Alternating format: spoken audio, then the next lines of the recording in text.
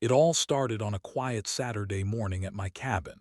I was trimming the yard, stacking firewood, and enjoying the peace when suddenly a screeching voice shattered the calm. It was none other than HOA Karen, storming up my driveway like she owned the place.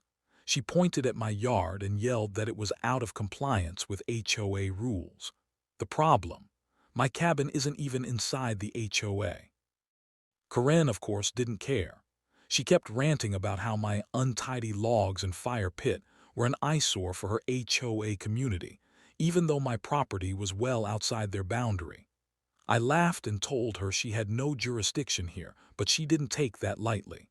Instead, she whipped out her phone and called the cops, loudly demanding that they come shut me down. A few minutes later, a patrol car pulled up. Now, I've always had respect for law enforcement, so I calmly explained to the officers that I wasn't under any HOA rules. They nodded, already knowing this wasn't their issue, but Karen kept shouting that I was breaking HOA law. The officers told her there's no such thing as HOA law, and that they couldn't enforce rules outside the HOA's jurisdiction. But here, where things really turned.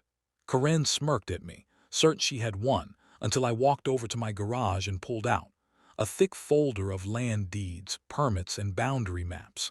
Every single paper proved without question that not only was I outside her HOA, but I also owned the access road that her entire neighborhood used to enter and exit. Her jaw dropped.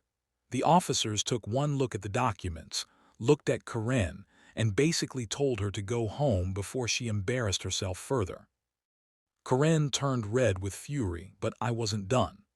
I told her in front of everyone that if she kept harassing me, I'd put up a gate on my access road, and then her precious HOA would have to pay me just to drive to their houses. The officers tried not to laugh, but I could see their smirks. Karen, frozen in shock, finally stomped off without another word.